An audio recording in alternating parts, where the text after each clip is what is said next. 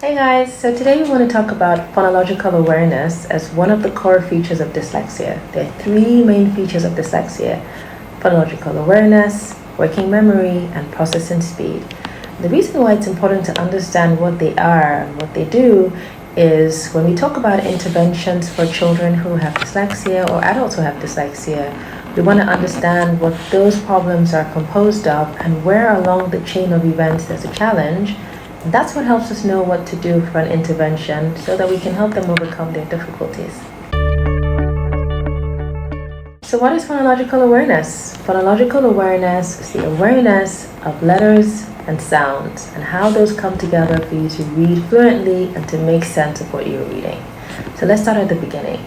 When a child is learning to read, they start by knowing that there are letter names and then there are letter sounds. So there's a letter called A and it sounds A, and there's one called B and it makes the sound B. The same way you have animals. There's an animal called a dog and its sound is woof woof. Okay, so letter names and letter sounds. And the second step is that two letter sounds can come together to make a new sound.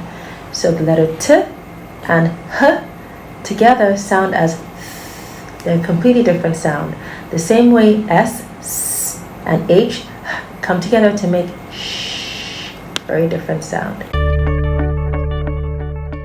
So the third step is knowing that you can put the sounds together to read as a word. So where you see K, A and T, we can blend those together to make the word cat.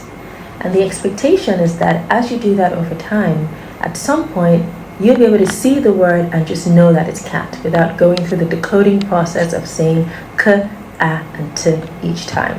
Okay, and that's where you begin to get your fluency from, that you can quickly go through some words that you automatically recognize without having to decode each one at each point in time.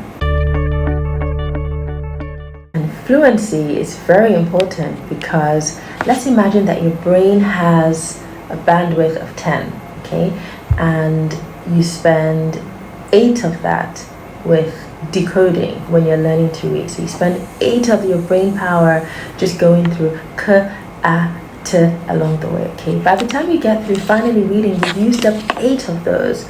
The 2 that's left is not enough for you to comprehend what you read. You probably don't even remember what you've read, and so you can't understand it. So the whole point of reading, which is reading for comprehension, doesn't happen.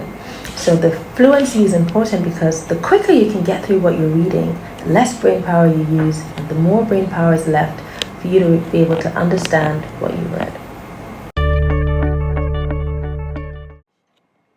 Phonological awareness is that understanding that words are made up of sounds that can be manipulated. So if I have K, A, and T, I can take away the A, replace it with a U, and make cup. Okay, if I have K, A, and T, I can take away the K, add a M, and make it a mat. I can change any of those and manipulate it to make a new word. That is the basis of reading. Now, to do that association and the manipulation, there's a part of the brain that creates a phonological loop. That loop is what helps with that awareness of the letter sounds and the ability to manipulate them. And that loop is resident in the left side of your brain. What happens is that individuals with dyslexia think very strongly with the right side of their brain, and so the phonological loop is a little bit weaker than it might be in an individual who didn't have dyslexia. The importance of that is slow to then recognize the association between the letters and the sounds and to attain reading fluency. So MRIs show, for example, that when a good reader who is probably not showing signs of dyslexia reads, there are a lot of those left brain sides that light up. And when an individual with dyslexia reads, most of those are not lit up. So that phonological awareness is one of those parts that is not lit up. When that happens, the child evidently begins to have problems with associating the letters and the sounds and begins to struggle with reading when they're little. So whereas their mates may be reading certain books at grade 1, it might take them at their own pace up to grade 2 or grade 3 to read those same words. And those books of lengths to comprehend what they're reading. And especially when that's compounded with working memory difficulties, that can be a real challenge. So it's important for us then to identify this problem early, because when you identify it early, then you can find strategies that can help where there's a challenge along whatever chain of phonological awareness and reading that there is. So whether it's the letter identification, sound identification, blending, that's the decoding or encoding, or finally reaching the comprehension, and then we can attack that as soon as possible and find strategies that work. So there we are, that's phonological awareness. That's a core feature of dyslexia, and I'm really glad you learned a lot about now.